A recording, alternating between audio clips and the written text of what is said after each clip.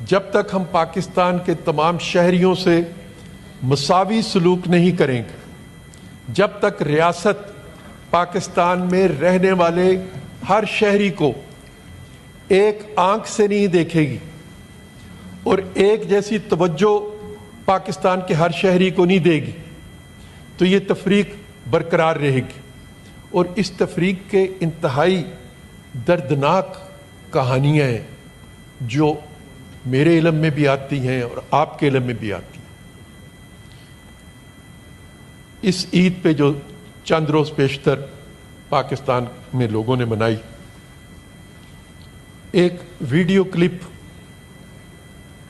مجھے موصول ہوا جس میں سرکاری وردی میں ملبوس ایک پولیس مین جو ہے وہ ایک خاتون کے گھر میں داخل ہوتا ہے اور اس خاتون سے اس کے عقیدے کے بارے میں سوالات کرنے شروع کرتا ہے۔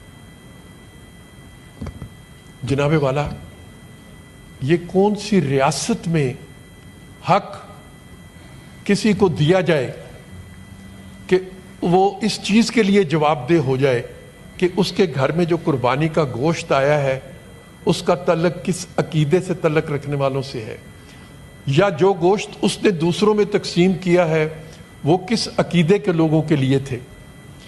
ہمارے مذہب میں، مسلمانوں کے مذہب میں، تو اللہ تعالیٰ نے فرمایا کہ قربانی کا گوشت تمہیں مسکینوں میں تقسیم کرنا ہے، تمہیں یتیموں میں تقسیم کرنا ہے، تمہیں بیواؤں میں تقسیم کرنا ہے، تمہیں ان غریبوں میں تقسیم کرنا ہے جو گوشت کھانے کی استطاعت نہیں رکھتے۔ لیکن یہاں پر سوال و جواب یہ ہوتا ہے کہ